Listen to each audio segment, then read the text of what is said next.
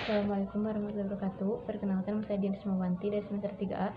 Di sini saya akan mereview materi hukum pidana lanjutan pada pertemuan keempat dengan dosen pengampu Ibu Profesor Dr. Haji Haini Nur Aini SHMH dan asisten dosen Bapak Dr. Muhammad Rendi Aridayandi SHMH. Tersangka yang bernama Umar dijerat dengan pasal-pasal dalam KUHP, yakni pasal 338 junto, pasal 55 tentang pembunuhan yang dilakukan secara bersama.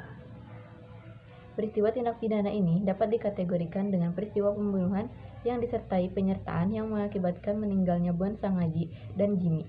Umar K. dalam peristiwa tindak pidana di sini berperan sebagai dader atau pembuat.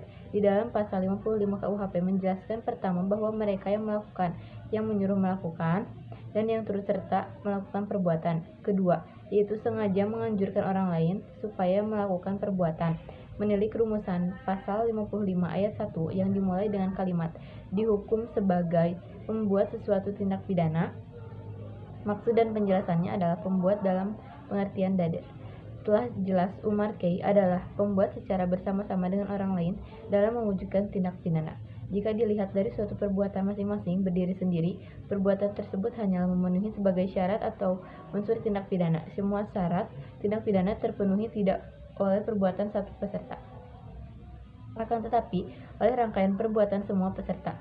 Budi Ahmad dan Syahsyadin dalam peristiwa ini dijerat dengan pasal 56 berperan sebagai pembuat pembantu dalam pengeroyokan dan membacok dengan menggunakan golok, sehingga korban tewas di tempat dengan luka di leher, perut, dada, dan tangan. Sehubungan dengan status dan keterlibatan seseorang dalam terjadinya suatu tindak pidana, pasal 55 dan pasal 56 KUHP juga menentukan sistem pemidanaannya. A. Jika status keterlibatan seseorang itu adalah sebagai dader atau pembuat delik, baik kapasitasnya sebagai flagger, don flagger maupun youth-looker, maka ia dapat dikenai ancaman pidana maksimum sesuai ketentuan pasal yang dilanggar atau penanggung jawab penuh. B.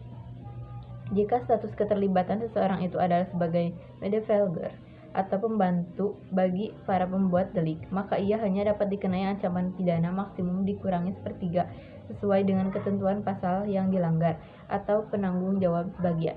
Sekian review pertemuan 4 hukum pidana lanjutan dari saya. Mohon maaf bila ada kesalahan. Wassalamualaikum warahmatullahi wabarakatuh.